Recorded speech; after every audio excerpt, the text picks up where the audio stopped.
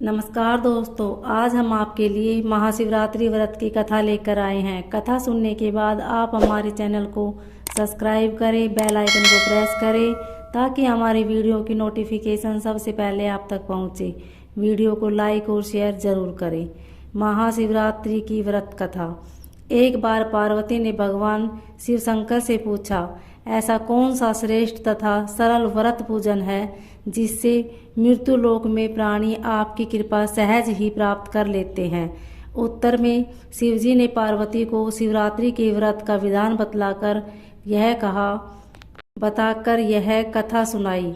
एक गांव में एक शिकारी रहता था। पशुओं की हत्या करके वह अपने कुटुंब को पालता था। वह एक साहूकार का ऋणी था, लेकिन उसका ऋण समय पर न चुका सका।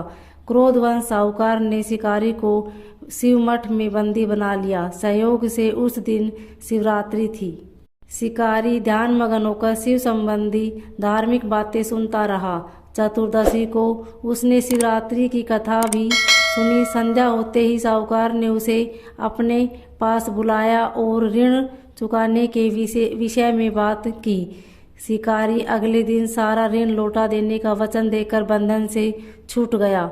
अपनी दिनचर्या की भांति वह जंगल में शिकार के लिए निकला, लेकिन दिन भर बंदी गृह में रहने के कारण भूख प्यास से व्याकुल था। शिकार करने के लिए वह एक तालाब के किनारे बेल वृक्ष पर पड़ाव बनाने लगा। बेल वृक्ष के नीचे शिवलिंग था जो बेलपत्रों से ढका हुआ था।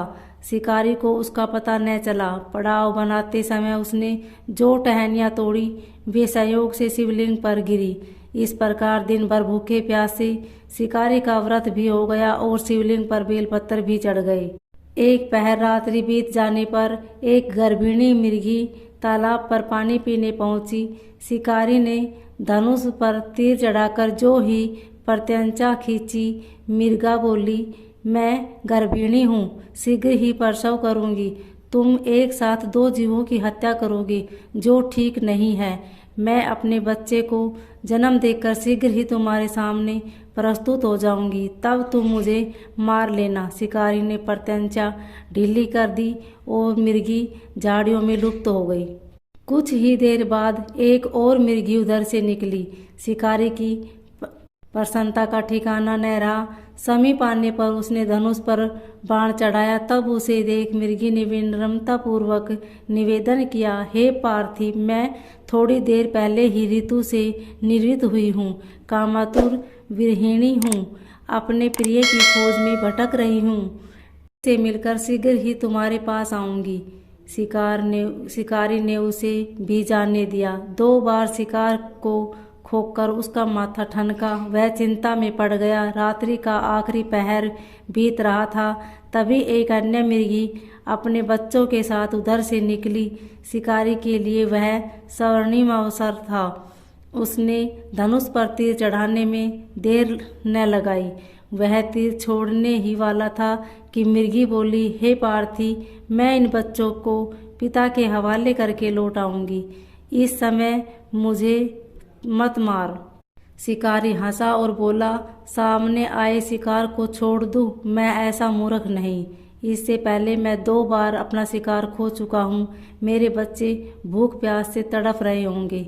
उत्तर में मृगी ने फिर कहा, जैसे तुम्हें अपने बच्चों की ममता सता रही है, ठीक वैसे ही मुझे भी।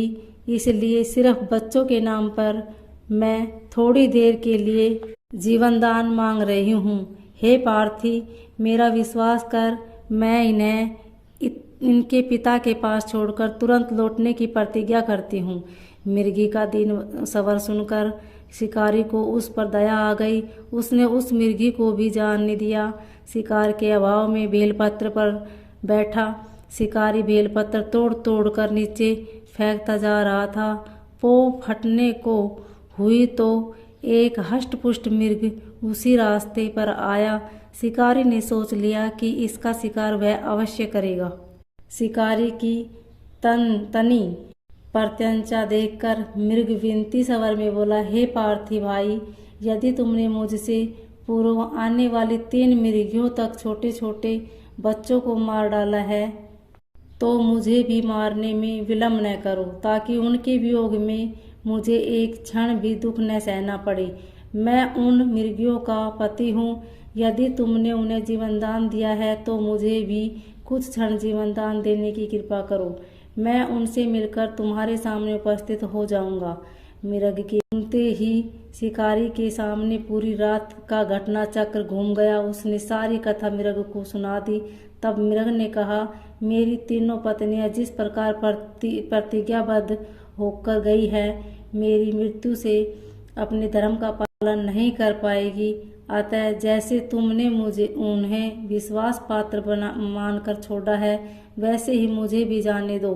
मैं उन सब के साथ तुम्हारे सामने शीघ्र ही उपस्थित होता हूँ।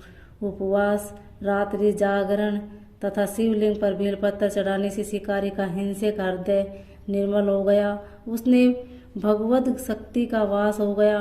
धनुष तथा बाण उसके हाथ से सहज ही छूट गए। भगवान शिव की अनुकंपा से उसका हिंसक हृदय कारुणिक भावों से भर गया। वह अपने अतीत के कर्मों को याद करके पश्चाताप की ज्वाला में जलने लगा। थोड़ी ही देर बाद मृग सपरिवार शिकारी के समक्ष उपस्थित हो गया ताकि वह उनका शिकार कर सके, किंतु जंगली पशुओं की ऐसी सत्यता, सात्विकता एवं सामूहिक प्रेम भावना देखकर शिकारी को बड़ी ग्लानि हुई।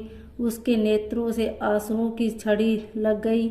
उस मृग परिवार को न मारकर शिकारी ने अपने कठोर हृदय को जीव हिंसा से हटा सदा के लिए कोमल एवं दयालु बना लिया।